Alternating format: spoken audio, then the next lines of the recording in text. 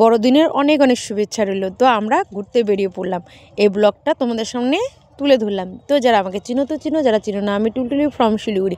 তো আমরা যাচ্ছি সায়েন্স সিটি মানে মাটিগড়ার পরে আমাদের বাড়ি শিলিগুড়িতে মাটিগড়া আছে, মাটিগড়ার পরে। তো আমাদের বাড়ি থেকে আমরা রওনা দিলাম শিব মন্দির হয়ে আমরা যাচ্ছি। তো এটা হলো পালপাড়ায় অনেক কিছু মাটির জিনিস পাওয়া যায়, মাটির সমস্ত জিনিসই পাওয়া যায়, যা যা মাটি দিয়ে তৈরি করে।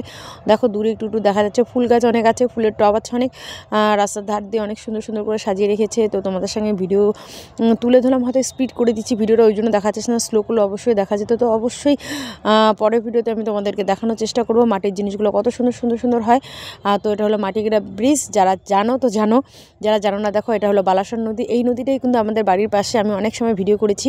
এই নদীটাই বয়ে বয়ে উল্টা সাইডে আমাদের বাড়ি, ঠিক আছে। যেহেতু আমরা গাড়িতে করে যাই, এই যে এই ঘিরাটা দেখাচ্ছে, ঘিরাটার পাশ দিয়ে যে নদীটা গেছে সেখানেই আমাদের বাড়ি। তো একটু দূর আছে, তো গাড়িতে যেতে হয়। তো ফাইনালি আমরা চলে এলাম সিটি সেন্টারে। মেলার মতন ভিড় পড়েছে, খুব গ্যামজাম, খুব ভিড়, ঠেলাঠেলি।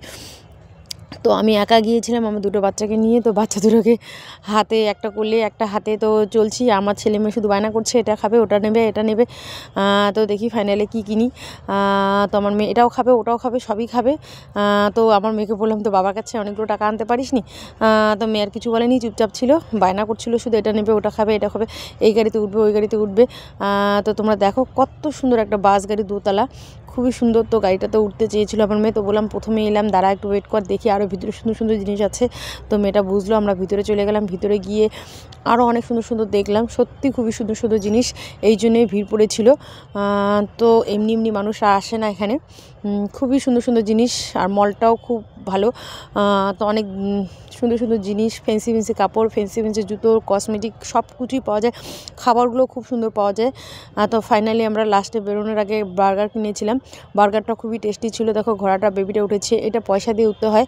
তো আমার ছেলে বায়না করছিল, মেয়েও বায়না করছিল, তো উঠাইনি। বলছিলাম আমরা আরেকটা জায়গায় ঘুরতে যাবো, মামা বাড়ি যাবো। তো আমার মেয়ে একটু ডান্স করে নিচ্ছে, আমি ভিডিও শ্যুট করে নিচ্ছি। আমিও একটু দাঁড়িয়ে আছি, মেয়েকে বললাম একটু ফটোশ্যুট ভিডিও শ্যুট করে দে, যেহেতু তোমাদের সঙ্গে শেয়ার করতে হবে, নাহলে তো হবে না। তো আমার ছেলে একটু বায়না করছিল, এটা নেবে, ওটা নেবে।